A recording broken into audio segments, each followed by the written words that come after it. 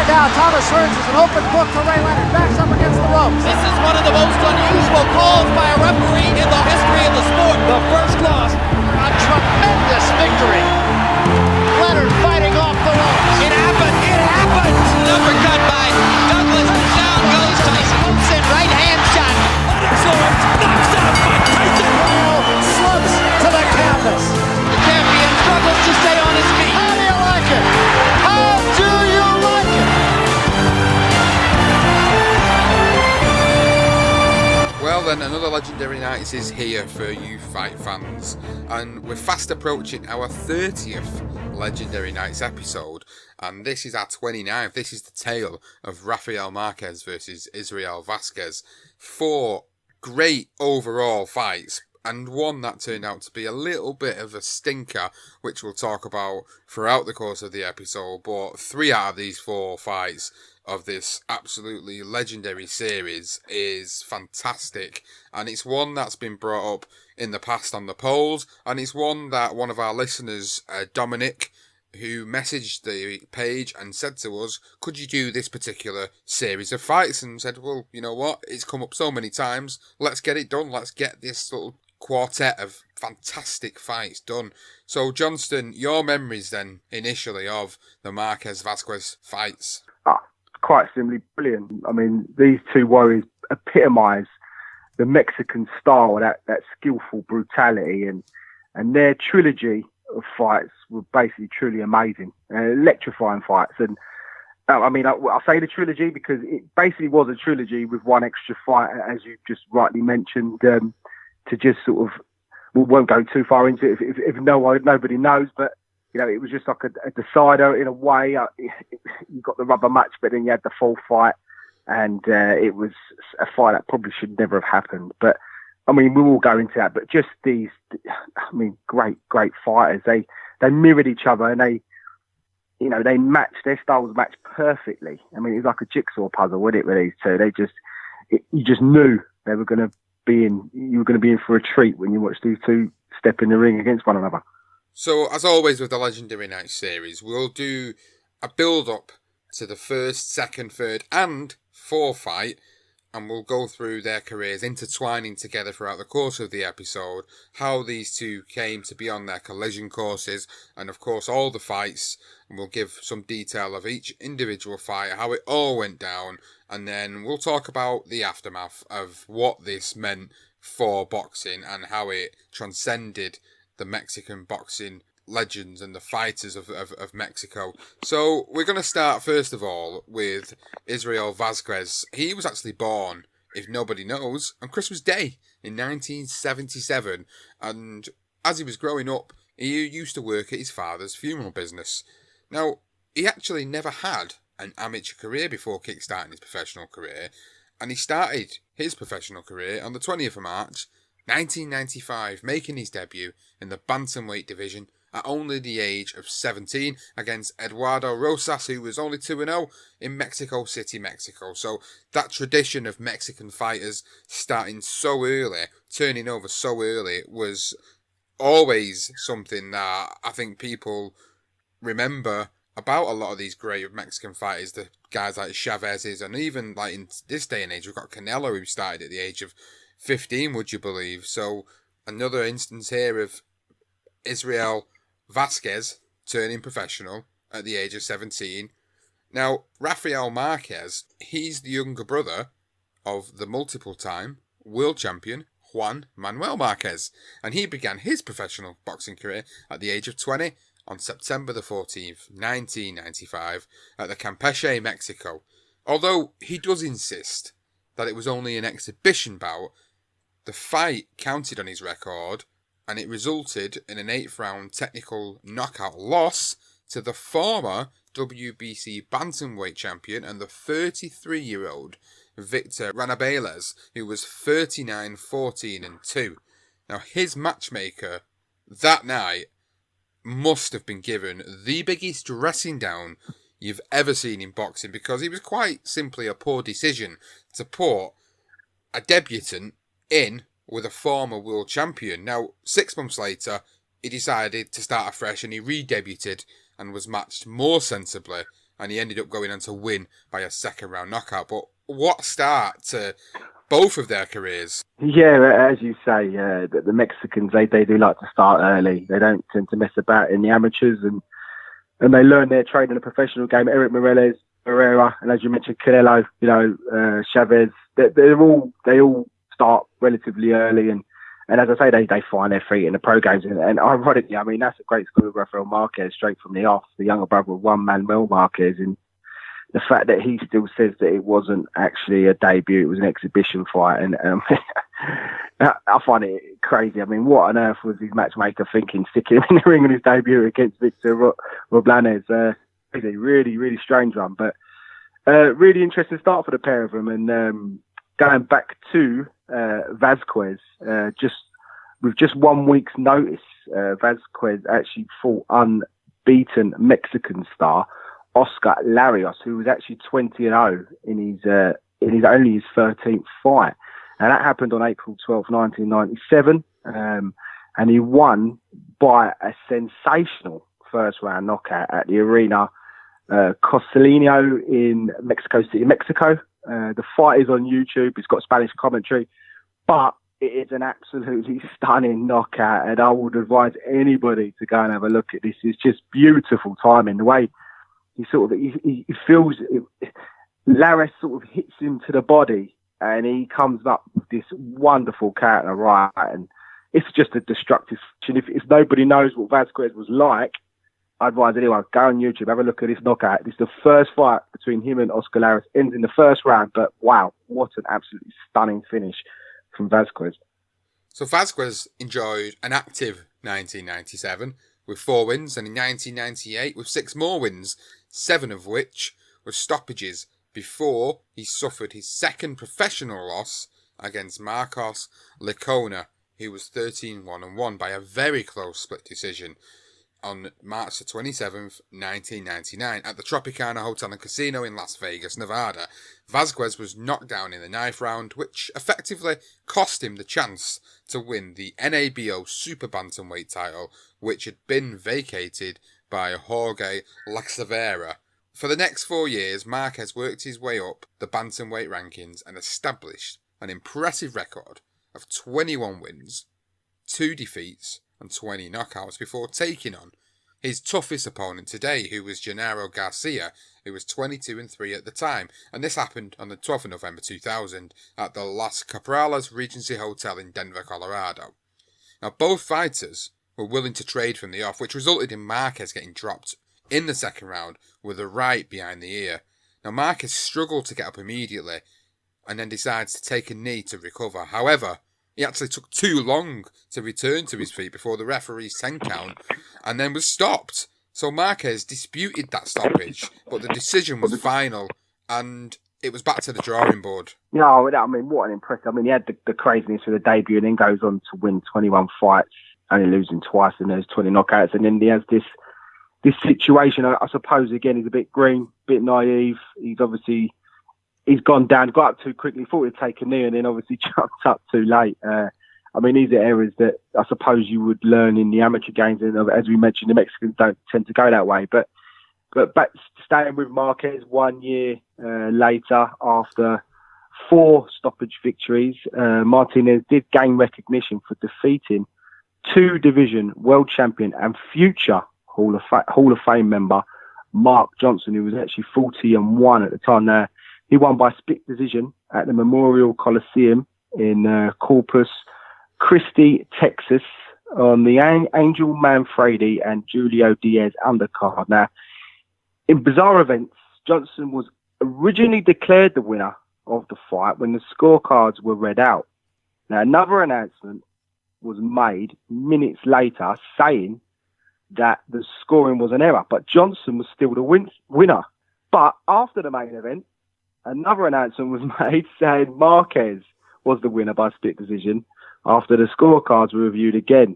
So following that scoring debacle, a rematch eventually took place 4 months later, but Marquez wasn't interested in what the judges thought and their craziness and stupidness with trying to put their scorecards together, and he didn't let him get involved, and he actually knocked Johnson out in the 8th round to win the vacant US BA bantamweight title, and it was also an IBF title eliminator. Wow, that's an absolutely crazy story. If anybody doesn't remember this, and I think it's something that you should go and have a quick look at, because there's so much debate about scorecards, poor decisions. We talk about it all the time when boxing is on a weekly basis of certain fights that have been scored really badly, but that is an absolute shit show. That is so bad that I think we have to bring it to the attention of the listeners. So if you've not heard about this before, you don't remember it, please go and check it out, because if you think you've seen a shit decision in the past 12 months, you ain't seen anything as bad as that, that's for sure.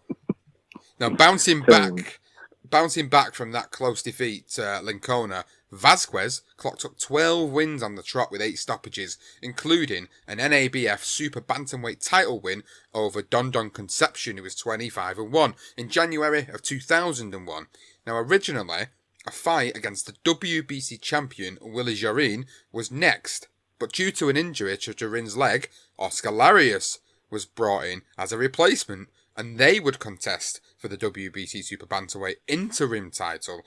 At the Memorial Auditorium in Sacramento, California, Vazquez was put down twice in the 12th and final round, following a right hand that landed just behind the left ear.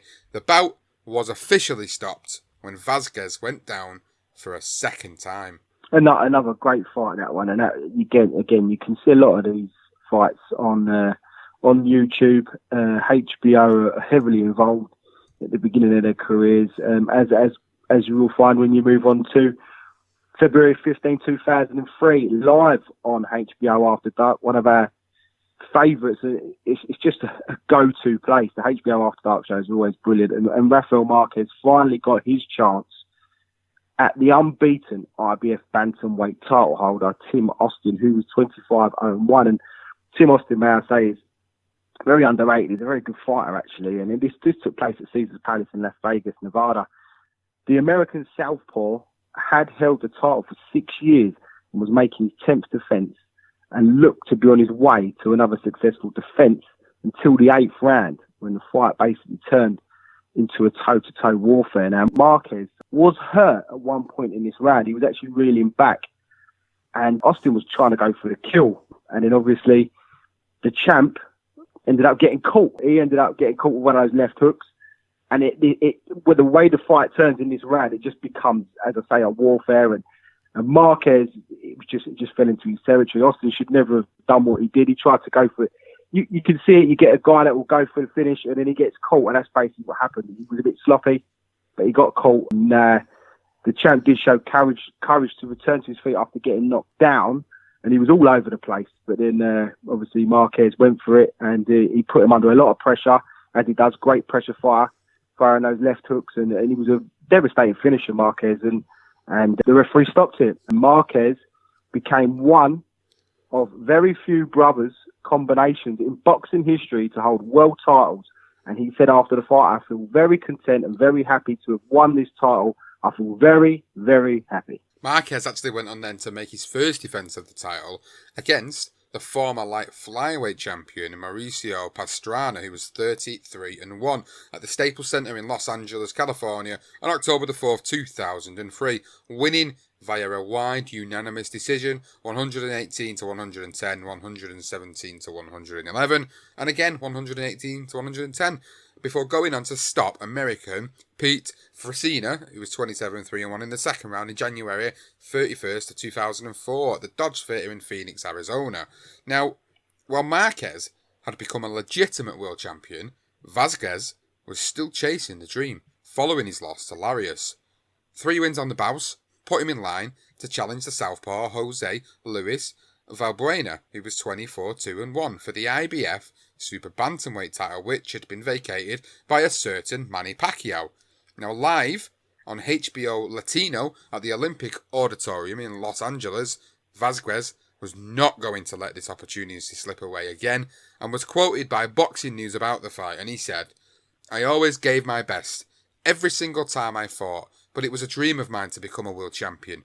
During the fight with Jose Luis Valbuena, every word Freddie Roach and Justine Fortune were telling me in the corner I was listening to. The words of advice Vazquez was getting on the night paid dividends as he knocked down Valbuena in the 4th round and again in the 12th before the referee stopped the contest in the final round, crowning Magnifico as the new world champion.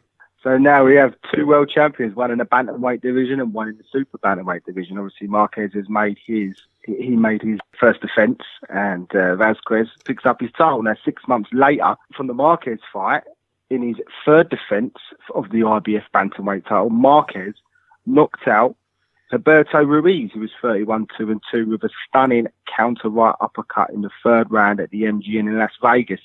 Again, this was on HBO pay-per-view show, headlined by Eric Morales and Carlos Hernandez. Now, the speed and accuracy of this punch was perfect, and it's again another must-see. Honestly, I encourage you, you've got to look at some of these finishes from these guys. They are absolutely devastating. You can see, if you watch some of these knockouts and then you watch the fights after, you get a real feel of exactly how big these two were at the time. They were at their peaks when they eventually meet, which we're obviously going to go back to. But back to the MGM on the 27th of November 2004, Marquez faced Pastrana 31-4-1 for the 2nd time, with the challenger quitting on his stall this time after the 8th round in another notable title defence for Marquez. Now, in May the following year, Marquez made his 5th successful defence by outpointing Ricardo Vargas, who was 38-10-3 by unanimous decision at the Staples Center in Los Angeles, California.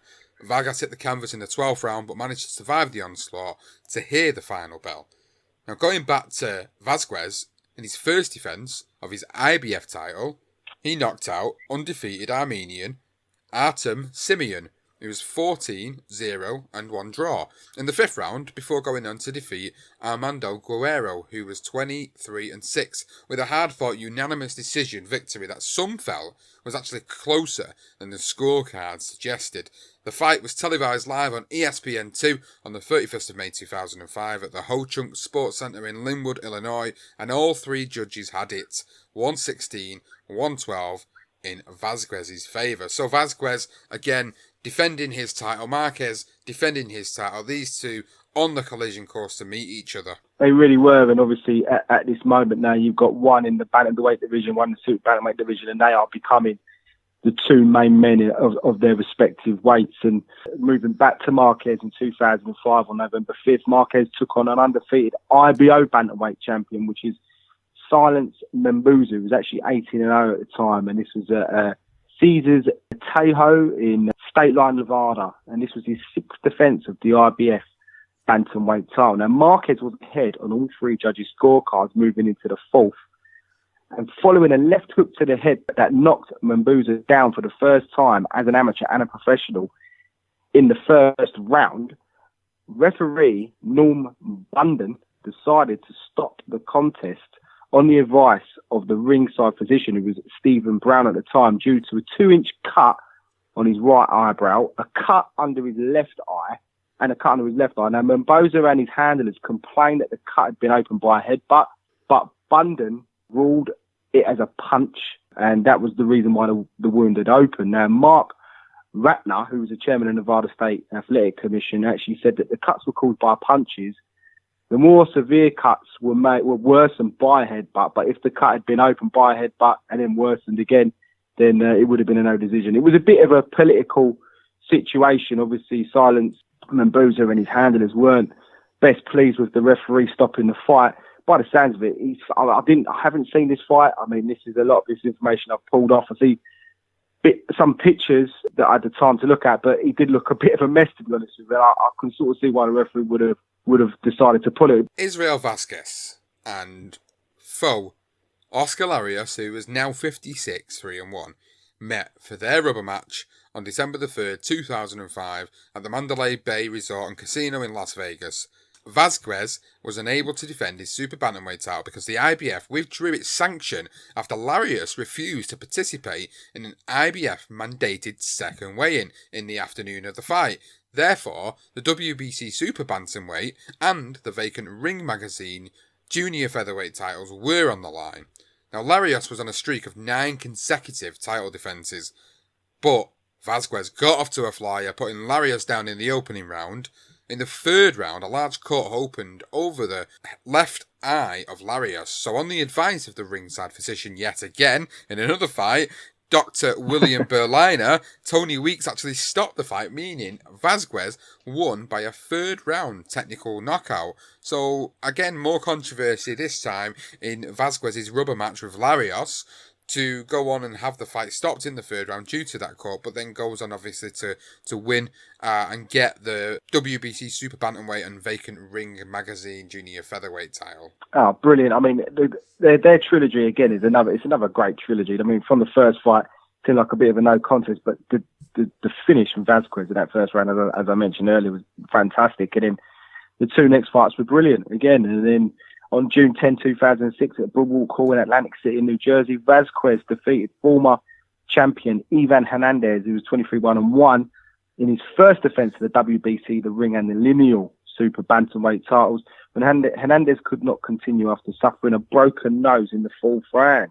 Yeah, I mean, it seems they're both very similar in styles, and they're having their own similar problems, isn't they, with these crazy stoppages. Going back to Rafael Márquez against Silence Membuza, who was now 19-1. Now, they did meet in their rematch on the 5th of August 2006 at State Line, Nevada again. Membuza, this time, was pummeled for 9 rounds and suffered a nosebleed from round 3, a cut beside the right eye, and 2 parallel horizontal cuts on the left cheek in round 8. Marquez successfully defended the RBF title for the 7th and last time after Membuza's corner decided to stop the fight in the 9th round. Basically, Rafael Márquez made 100% sure once again that he ain't going to go to the judges, and although he went to judges, he's not going to have any doctor coming in. He's going to pound him, and that's basically what he did in this fight. So the following month, on September the 16th, 2006, Vazquez and Johnny Gonzalez, who was 33-4, produced a candidate for the fight of the year at the MGM Grand in Las Vegas. Now, Vazquez was behind on the scorecards after hitting the deck twice, once in the 4th and again in the 6th round, but he actually rallied back to knock Gonzalez down once in the 7th and then again in the 10th round. It was the 10th that Gonzalez's corner had seen their guy take enough punishment, and they actually threw in the towel. Now, the judges' scorecards at the time of the stoppage read 85-83, 85-83 and 86-82, all in favour of Gonzalez. Now, Vazquez actually showed true heart and desire to dig deep into the trenches and pull off a defiant performance and retain his titles, but for Johnny Gonzalez, he must have been absolutely sick to his stomach after he was pulled out of that fight. Even though he was taking a beating, his corner pulled him out to keep him safe. We all understand the implications of that, but knowing them scorecards after that, he must have felt absolutely sick. He must have felt I could have just carried him for another couple of rounds. Obviously, you know, these guys, they know Gonzalez and that they would have known to put him out, but I mean, what a tremendous comeback as well from Vazquez, being put down twice. And then even in the 6th, that second time in the 6th, and then knock him down in the 7th. It is another brilliant fight. And, you know, that's what you're going to get with these two guys. They were never the sort... They didn't have the best defences in the world, that's for sure. But what they did have was absolute just aggressive style. And as I say, you know, you could epitomise the Mexican style when you talk about these two. And they both had similar shots. And, yeah, and just a great performance from Vazquez there against Gonzalez. And again, another fight. Go back and have a look on it. It's a stunner. 6 months ago, Israel Vazquez cemented his position as the premier super bantamweight in the world by rising from the deck to stop bantamweight titleist Johnny Gonzalez. Tonight, Vazquez faces another bantamweight titleist in an effort to establish himself as not just a champion, but a pound-for-pound star. But this bantamweight titleist, Rafael Marquez, is the finest fighter Vazquez has ever faced. Can you make 7 defenses of the 118-pound world title, clearly establish yourself as the top bantamweight in the world, and still be in position to take a giant step forward? With an impressive win in tonight's career-defining fight, Rafael Marquez can secure his status on the coveted pound-for-pound list and take his place alongside some of the best Mexican champions of this generation. Now we get into the build-up to the first meeting between Vazquez and Marquez, and it was obviously very anticipated in the boxing media and had been described as a sensational action fight. Both boxers agreed with this sentiment. Vazquez claimed that this was going to be fight of the year, and Marquez stated that it was going to be a brawl. What we had here were two elite fighters at the top of the game with almost identical styles.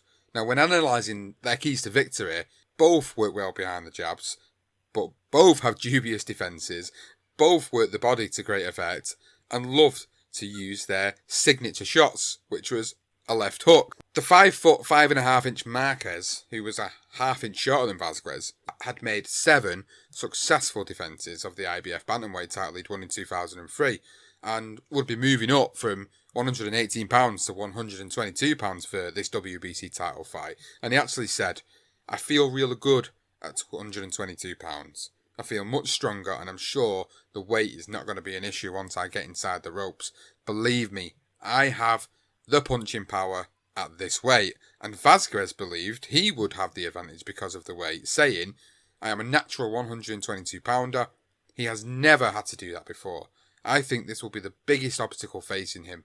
He is going to have to fight a natural 122 pounder, and this is the weight I am really comfortable at and have been comfortable at my entire career." Yeah, so they're both obviously in buoyant mood, very confident, and no doubt. I mean, they're both on this fantastic streak. They're both world champion, albeit Vazquez being at the weight already.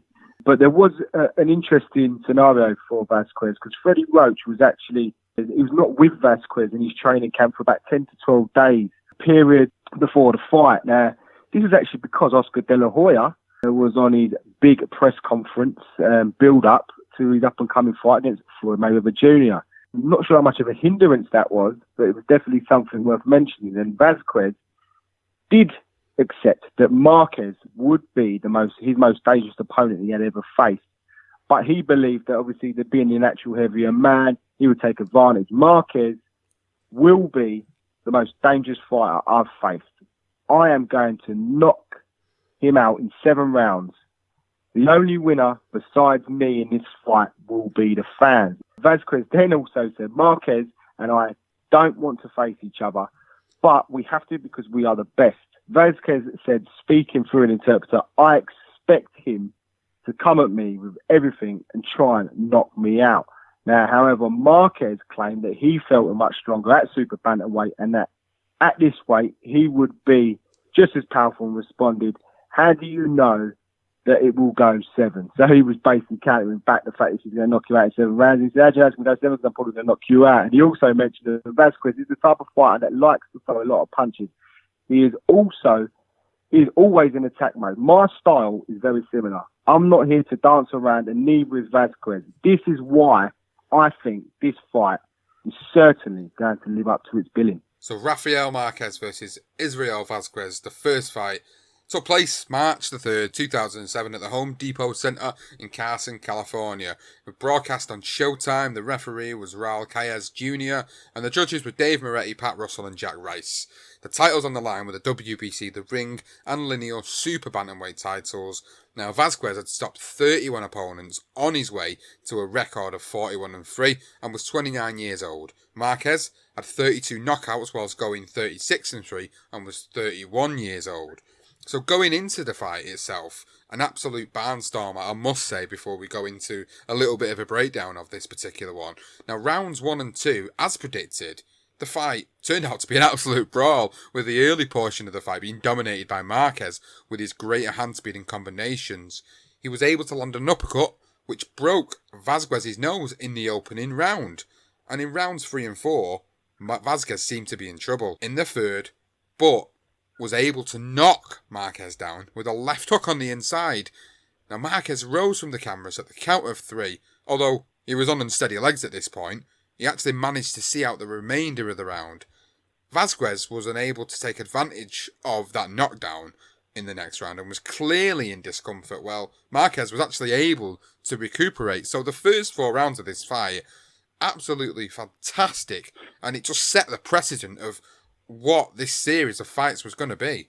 It really did, and one thing I was quite clever with Marquez was the way he was throwing his jab. He was sort of throwing it over Vazquez's, and he wasn't allowing Vazquez to set and get close. He was always making sure he was on the back foot, and he almost sort of he had this distance between him and Vazquez, which was very clever of Marquez, because what he did when Vazquez did close the distance, as you see in that third round, he sort of throws that left hook. He looks like he's in trouble. Marquez again goes in to try and finish him off or try and put him down at least. And Vazquez just catches him with that left hook. And, you know, what they say, that famous saying, you know, it's the shots you don't see that hurt you the most. And clearly that was the shot. It really did hurt Marquez, but he did manage to recover. Obviously, the broken nose for Vazquez being a problem in those early rounds. And then obviously moving into the fifth between the fifth and the seventh. Now, by the end of the fifth round, Vazquez's nose had basically become a major problem,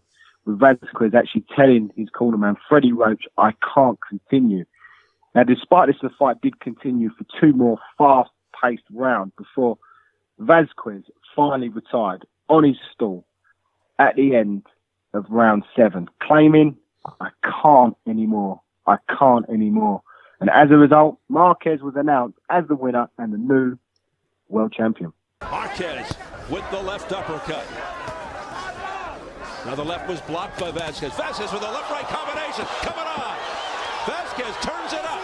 Back comes Marquez. Oh, wow. And they trade, going toe-to-toe in the center of the ring. What's happening? It's over. Israel Vazquez has quit. Wow. I don't believe it. Rafael Marquez is the winner. Out of nowhere, Israel Vazquez decides not to go on, and you have to go back to perhaps the issue of the nose. Maybe he just can't breathe. I mean, we see the blood coming from it. We're not going to speculate. We'll get information as we go on that, but certainly it's conceivable that's the reason. Out of nowhere, Al Vazquez just strolled over to the Marquez corner and waved it off. And a jubilant Rafael Marquez has snatched the title away. Unbelievable finish. So even though that first fight took place early in the year, many actually considered that it would win Fight of the Year honours. And it may have won, but in August, Marquez and Vasquez met again.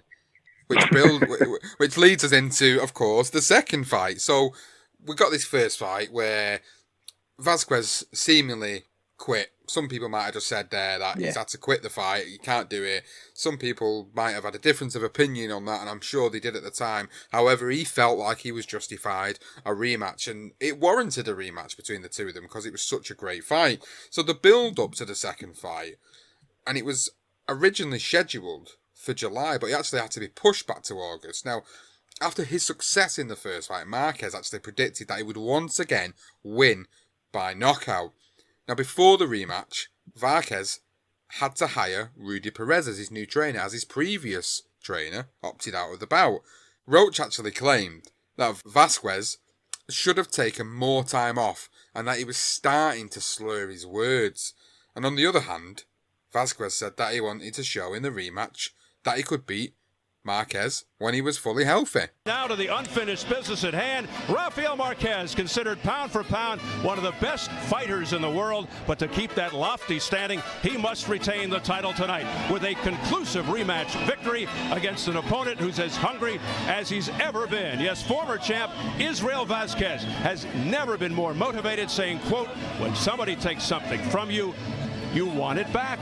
It's very interesting, isn't it? I mean, when you're Freddie Roach, considering the talent he's been around and, you know, he knows many fighters. It's an interesting statement and why he left. Rudy Perez did a great job. So, I don't know, maybe there's a bit more to that because people still say today that Vazquez speaks really well. So, although he's got other problems, just interesting that he said that. I wonder if there might have been something more in that. But, so, I mean, there wasn't much of a build-up. I mean, these two, there isn't much to say really with these two fellas. They weren't really trash talkers, and they were moving to the second fight, and the second fight took place on August 4th, 2007 in Dodge Arena in Indigo, Texas, USA.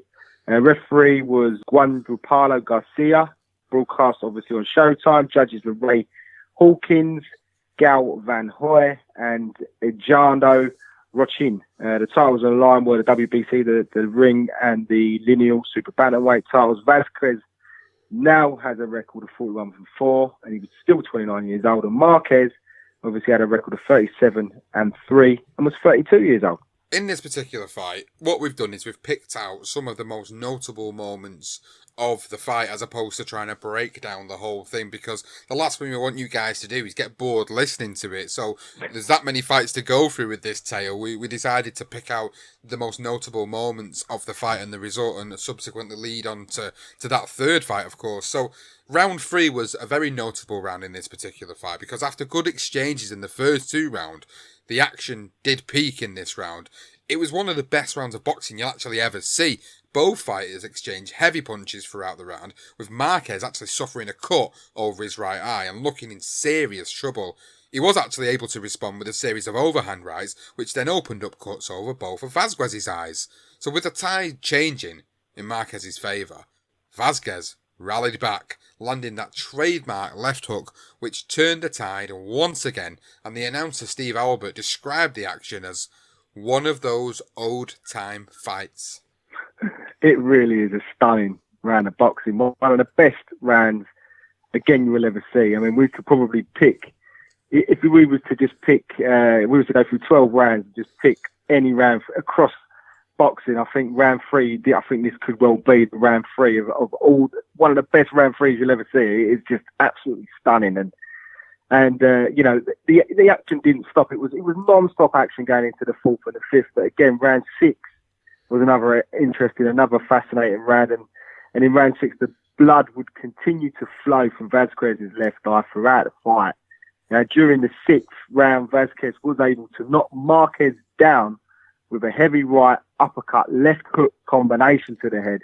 And although Marquez was able to rise from the canvas, the referee, Jose, I'm going to call him Garcia because I'm going to murder his first name, stopped the action after Vazquez landed another series of punches, with Vazquez basically reclaiming his titles, and Marquez was in a bit of trouble. I mean, the problem is, as we just mentioned now, is that it was felt that both Marquez and his team and Showtime analyst Al Bernstein that the referee stoppage was premature. Now, despite this, referee still claimed that the stoppage was justified, and Marquez did complain. He said, "I don't understand.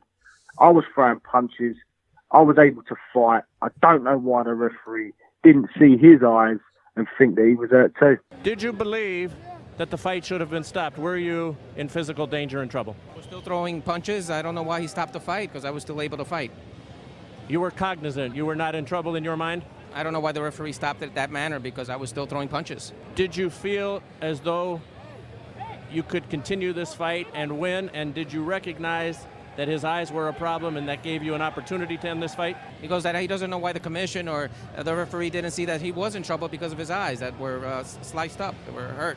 So you would like to have a third fight. We've now had 2 great fights. Would you like a third? Man-to-man, we told him we were going to give him the next fight. So now, man-to-man, we want him to give us the third fight. Yes, he's willing to do it. Now, the Showtime analyst Al Bernstein, as you mentioned there, actually said, "I am loath to criticise an official. However, I feel that this stoppage was premature. Israel Vazquez was superb tonight and may very well have knocked out Marquez later in the rounds, no question. However, I do feel that Garcia stopped the fight too quickly." Now, following the bout, both boxers expressed their eagerness, of course, for a third fight to happen, and Marquez said, "After the first fight, man-to-man, we told him we'd give him a rematch, and now, man-to-man, we want him to know we want the third fight." And of course, the third fight came. So, like epic 3-fight series between the likes of Muhammad Ali and Joe Frazier, Riddick Bowe and Evander Holyfield, and even Marco Antonio Barrera and Eric Morales, the Vazquez and Marquez series is now placed in the same bracket as those all-time great trilogies. Now, what sets the Vazquez-Marquez rivalry aside is that the respect that they had for one another through all 3 of these promotions. Now, instead of becoming bitter and nasty to each other like you've seen in the Ali Frazier trilogy and Barrera Morales, they were actually very sportsmanlike to each other. And it was not until over 7 months later that the fighters met for a third time, as they actually returned to the site of their first encounter, which was the Home Depot Center in Carson. Once again, the fight was expected to be a war. And they keep disappointing. I mean, we'll do the build-up again. I mean, Vazquez was hoping to unify obviously now the champion after getting regaining his titles, and he was able to unify 122 pound belts and actually move up to challenge featherweight champion at the time. It was Jorge Linares, and he actually said, deep down in my heart, I know and believe I am going to win by knockout Saturday night. I have the utmost respect for Marquez. Everybody knows that. But in the ring, it's a totally different story. I have to win by knockout. There is no other option. This is a very important fight of boxing, and it is more important for my career and my legacy. This fight will go down in history. And Vazquez also stated, if he wants to beat me, he has to fight me blow by blow. No other way around it. When you mention Marquez's name, my name will be tied to him because of the legendary trilogy that we fought against one another. And I mean, what a great... I mean, it's crazy because they're talking about it, so they would have pound the shit out of each other. But yeah, they've got this unbelievable respect for one another. And the way they mention that they're going to be sort of, you know, then his name's going to go down with Marquez. And it is, I mean, their names are even similar. Marquez, Vazquez, it just fits. Everything about these two fit. And I think that was a great little statement there from Vazquez, and one that we had to stick in for this podcast for the legendary Nights doing these two. Now, Marquez claimed that he would have to box intelligently to reclaim this title, but he spoke about the respect he also had for Vazquez, and he said, there is no bad blood between Vazquez and myself. We are professionals, and we want the same thing, to win fights and world championships. Please, don't miss this fight. It's gonna be a war. And Gary Shaw, who handled Marquez and promoted all three of the fights, said, I don't think this trilogy in my mind can be compared to anything. I think this may go down as the greatest. We won't know, obviously, until after Saturday, but if I know both fighters like I think I do, and I know the camps and the trainers and everyone else, I believe that this might go down as the greatest trilogy of all time. And on the third fight, Vazquez said, fans will be treated to a spectacular show. I know a lot of boxers say that to hype up the fight, but I think it means a little more when I say it. The proof is in our last two fights. Everyone loved those battles, and everyone will love our third fight too. And Marquez said, this fight definitely has the possibility of being better than the last two. The first two fights were wars, and this is going to be a classic battle. And I tell you what, I mean, the funny thing is sometimes you do get these situations. The first fight's brilliant, and then the second fight's okay, and the third fight's okay. When you say, okay, they're still excellent fights, but, you know, very rarely had the third one, apart from like the Thriller Manila, you know, that is the one really. The third fight always probably is better than the other two. I'm stuck between 2 and 3. I really, you know, I just wasn't expecting what these two produced in the third fight. And I did watch this. This is the one I did watch in 2008. It happened on March 1st, 2008, and I'd missed the other two. It was 2 fights that I'd watch later on. I didn't actually watch them at the time, but this was one I was really eager to see, and I did see this fight. And this was at the Home Depot in Carson, California. The referee was Pat Russell, obviously broadcast on Showtime, and the judges were Tom Kazmarek, James Jenkin, and Max DeLuca. And the titles again, WBC, the ring, the lineal, and the super bantamweight titles. These two were the two best super bantamweight champions around, or, you know, the two best 1 and 2 no matter what. Vazquez had a record of 42-4. He's 30 years old now. Marquez was 32, and his record was 37-4. And I mean, what another fantastic fight. I mean, I suppose I would probably go with the trilogy because you get 12 rounds of it. It's just absolutely, it's just amazing. It's just a great watch. It really is. Israel Vazquez, Rafael Marquez. They share common bonds, their values, and dedication to their craft. Es rápido. Vamos a ganar. They have both been recognized for their skills and courage. They have both won world titles and accolades. Twice they stepped into the ring to face each other in 2007. They created a combustible combination and a rivalry for the ages. Now, Marquez controlled the early action of the fight by landing effective jabs and right hands, although Vazquez was able to land hard shots intermittently. Marquez underlined his dominance in the fight by sending Vazquez to the canvas with a hard right hand in the 4th round.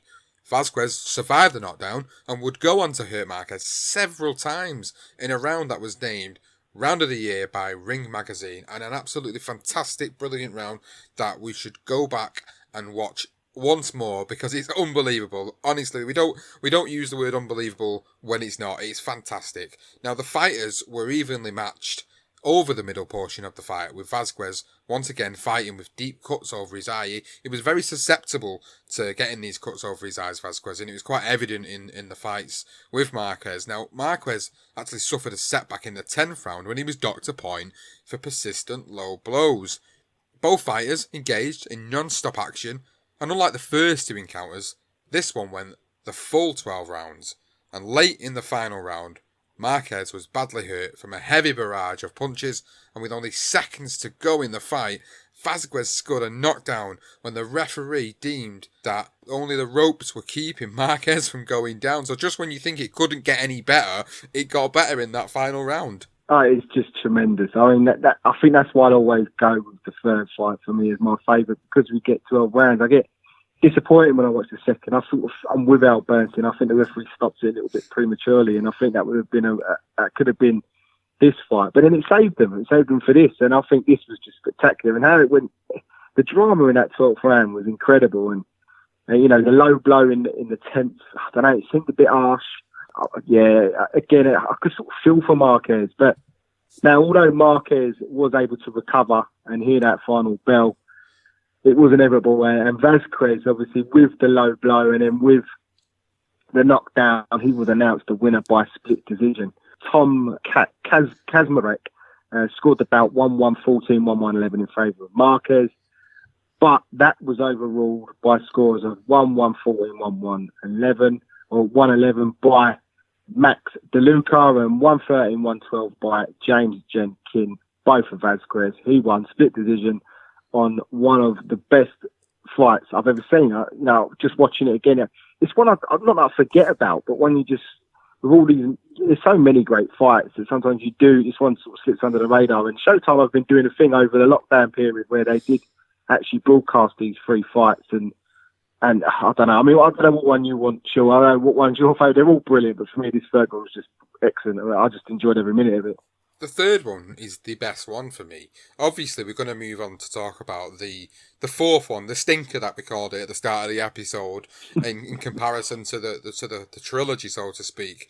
So the result of the fight was disputed by Marquez and his promoter Gary Shaw. They claim that Marquez should not have been penalised a point in that 10th round, and that Vazquez should not have been credited with a knockdown in the final round. But despite their prestations, the result of the fight still stood. So the three fights that they competed in against one another were so punishing, really, that after a certain length of time it starts to take its toll on the body, and due to that, both boxers were actually out of action for over a year before they returned to the ring. Marquez returned first and made a winning comeback with an easy third-round knockout over Jose Francisco Mendoza in May 2009. Now, following his victory, Marquez would remain inactive for almost another year, as a fourth fight between him and Vazquez was scheduled for May of 2010. Now, Marquez, who was a 2-1 favourite for the fight, once again predicted that he would be victorious by knockout. Vazquez, who needed 3 surgeries on his damaged retina following the third fight, returned in October of 2009 and actually struggled to a laboured 9th round win over Angel Antonio Parolo. Now, due to Vazquez's inactivity, he was actually stripped of his title, meaning that this fourth and final fight between these two would actually end up being a non-title fight. And it's a fight that I think, for me, the third that it should have been it, especially Vazquez. We'll discuss that a little bit later on, but it was just sort of like a fight that didn't need to happen. I didn't really see the point in it, and I felt that the pressures of them wanting to just get some money. I think Vazquez got the best payday he had ever got in his career, which is about $800,000. I probably should have really investigated that a bit more, but I think that is what he got for this fight. So I think the May forced him into this. So the full fight did take place. It took place on May 22nd, 2010, Staples Center in Los Angeles, California. Raul Cayaz Jr. was the referee. Obviously, broadcast Showtime, again Showtime. Rochin, Alejandro Lochin and Max DeLuca, Steve Morrow were the judges this time. And the titles on line was a WBC Silver Super Bantamweight title, which was actually vacant. I think it was just one of those they just sort of threw in there, wasn't it? A bit of a, just a bit of respect, I suppose, for the fact that they're taking this full fight. And Vazquez was 44-4, 32 years old. Marquez was 38-5, and he was 38-5, was 35 years old. Yeah, it was just one of them fights. I just didn't see the point, and obviously, there's a good reason behind that.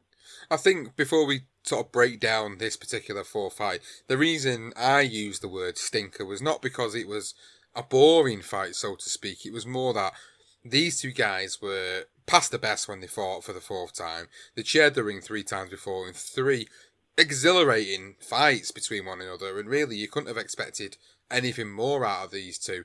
But even at 32 and 35-year-old, they were really, really shop-worn.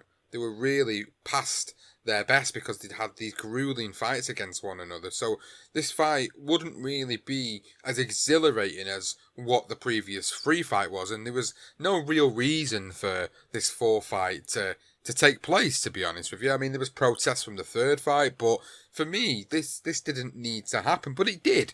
And of course, you got in the ring, and after a dominating opening round for Marquez, who actually came out very fast and battered Vasquez with punches, he actually opened a deep cut over Vasquez's left eye, so the cuts come into play yet again in that 2nd round, before then opening another over his right eye in the 3rd.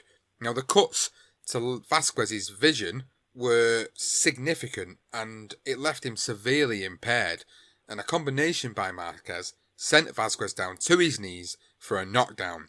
And although Vasquez was able to beat the referee's count, he was to be stopped later in the round after taking a series of heavy shots. And as Marquez told us, he wants to knock him out. Another headbutt.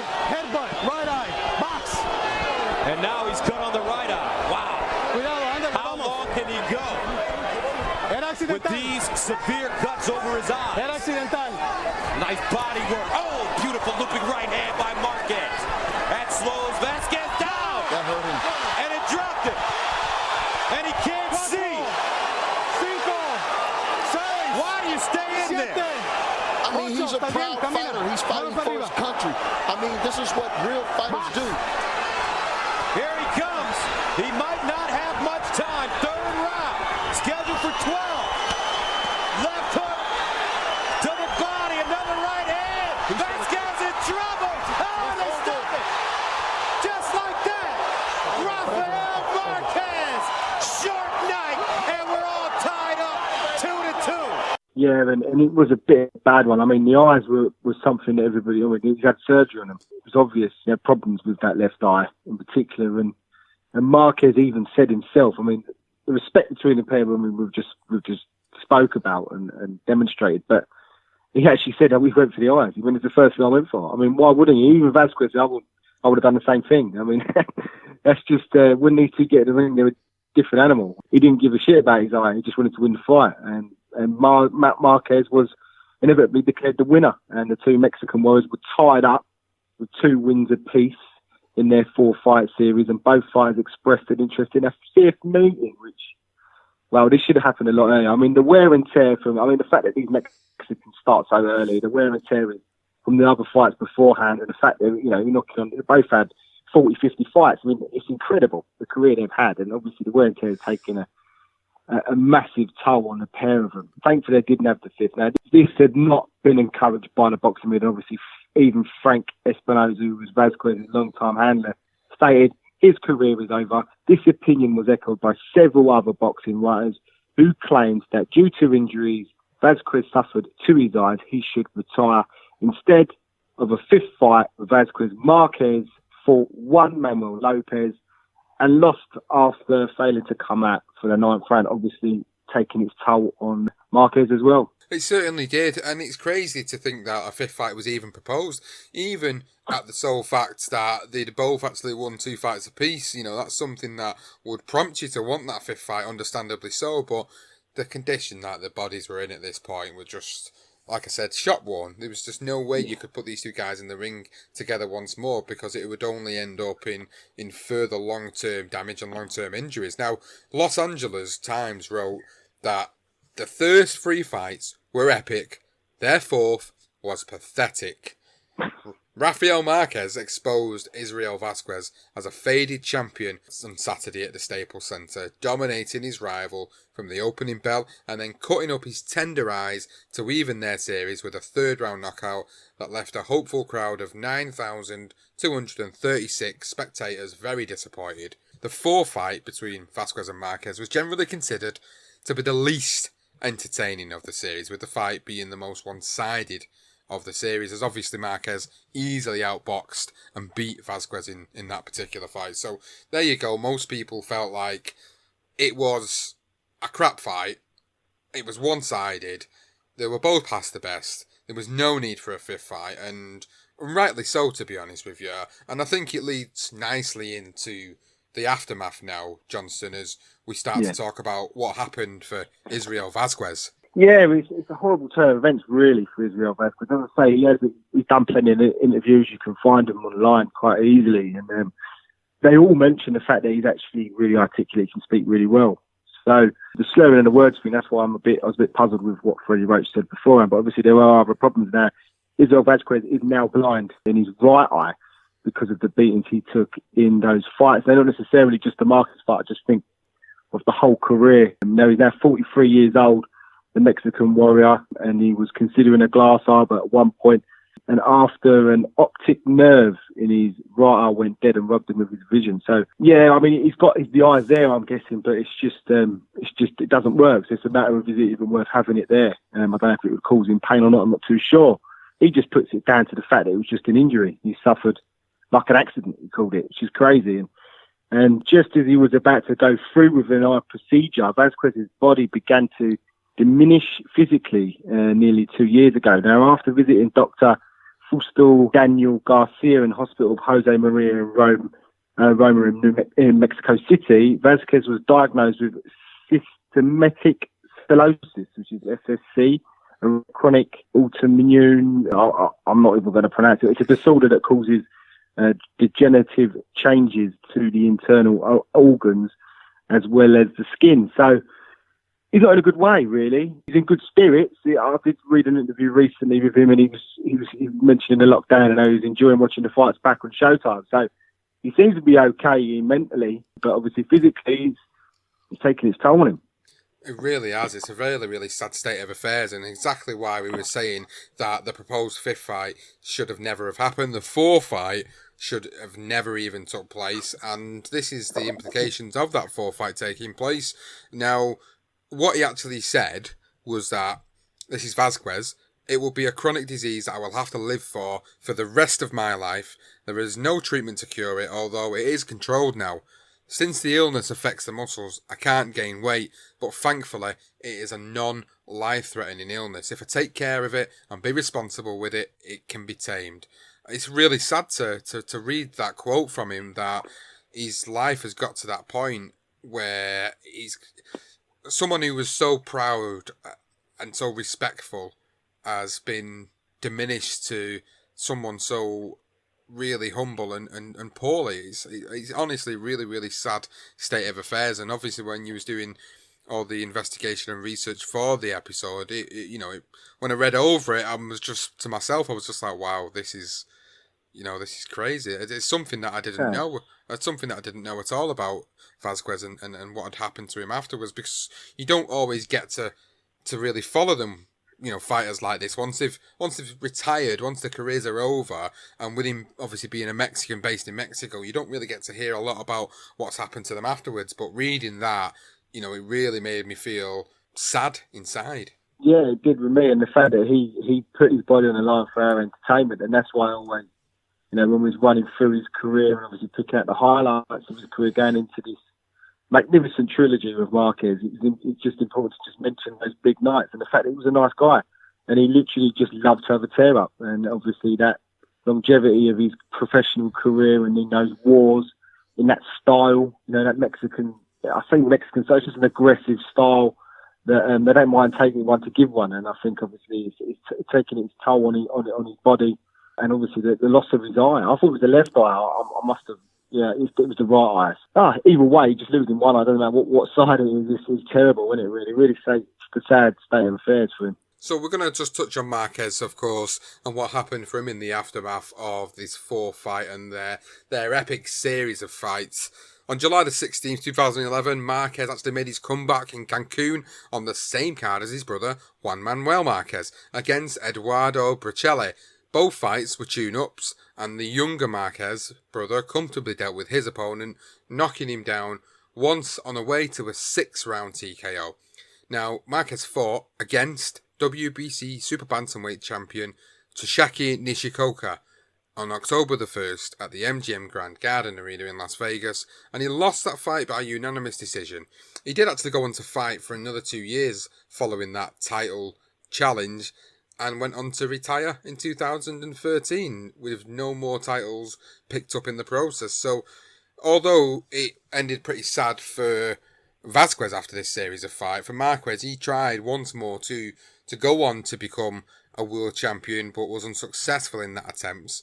And I think what I believe about this series of fights is that it has left a legacy on the sport that, although we might not think it's the greatest series of fights, we certainly definitely put it up there as one of the greatest, because what they delivered for us as fight fans was something truly, truly special. And although that 4 fight was way past the best, and we've spoke about it, that series of fights as a whole were unbelievable. Just watching back on them, and as I say, the R fights, forget about, they're always there, but they weren't necessarily, it was go-to rounds, and it was a great, the 3rd fight was magnificent, but just watching from the 1st, 2nd, the 3rd, and then just briefly, I'll briefly watch the 4th, because I'll probably just watch the stoppage, to be fair, because I wasn't too concerned. I knew what happened and I knew the situation, but it's a brilliant series, and just the way they mirrored each other, the way they both had that devastating power. They both were just dangerous in the lower weight class as well. The division that we've had some fantastic. Even I think Barrera and Morales, was that their first fight was at super bantamweight. It was at bantamweight, definitely in and around that weight. And obviously we've had Manny Pacquiao down there. Funny enough, when Manny Pacquiao did vacate his title, he ended up that Vazquez fought for. He actually fought, I think it was Morales, and then he fought Juan Manuel Marquez after that. So it's just the links between some of these guys. They were just a bit after, obviously, Morales and Barrera. I would always say that them, Morales and Barrera, just, again, their fights were fantastic. I would put it just above them, but Marquez and Vazquez is just stunning. It really is. And I enjoyed sitting down watching all 4 fights. The 4th fight, as you say, wasn't great, but what magnificent, legendary night. And the guy that put it out there, I'm really pleased he did, because it was one I was hoping would come up on the poll, and I'm pleased that we could go back and look on some of their stuff, some of the stuff we never knew, and some of the fights I've never seen. So, and it's all there on YouTube. Go and have a look at it, guys. Seriously, some of it's in Spanish as well, but turn the volume down and just enjoy the fight, because they're just stunning fighters. It really is. So I've got to give a big shout out then to Dominic Bennett, who is on Twitter at Ebony F Prince. He was the one that messaged the Legendary Nights Twitter account and actually suggested, would we consider doing this series of fights? Absolutely, Dominic. I'm glad that you've been enjoying listening to the Legendary Nights series during this lockdown period, and we're glad that we've been able to deliver yet another Legendary Nights series of fantastic fights which we've thoroughly enjoyed talking about and going through. So at this point of the episode, you'll have listened to it and you'll probably think, right, what I'm going to go and do now? I'm going to go and watch that series of fights. Well, this is exactly what the Legendary Nights podcast series is all about. It's about bringing a reminiscent of certain fights or trilogies or just epic nights in boxing, which will lead you to go on and think, you know what, I'm going to go and watch that fight now. And we're really glad that a lot of you do use the listening to the podcast to go and do that. It's been really great to get all that feedback from everybody, and of course we've been really chuffed with all the feedback and all the ratings and reviews that we've been getting on Apple Podcasts. Tyler Denny, you sent us a review over quite recently, giving absolute fantastic recommendations to people about this particular podcast, and we truly appreciate all the support that we've been getting for it. Now, of course, if you're not already following us on social media, you can do so by checking us out on Twitter at Legend Night Pod, and you can check out the Facebook page, which is the BTR Boxing Podcast Network, which includes our Legendary Nights series. All the episodes get posted on there, career profiles, the darker side of boxing, BTR Boxing Podcast main feed, and of course there's the ones to watch series as well. So if you guys want to go and follow us on there, that's the place to do it. If you've not already subscribed to any of the podcasts that we have out there, including the Legendary Nights series, then what are you waiting for? Go and get on Apple Podcasts or Google Podcasts or any available podcasting app out there and get subscribing. You can just type it in the search bar, Legendary Nights, Career Profiles, Darker Side of Boxing, it's all there. And if you are an Apple Podcast user, please, please, please leave us a rating and leave us a review, because it really does help us get the word of mouth out there about all the series that we run, so we truly appreciate it. Thank you very much, as always, for listening to this tale of Israel Vazquez versus Rafael Marquez on Legendary Nights. And right now, Thomas Hearns is an open book for Ray Leonard. Backs up against the ropes. This is one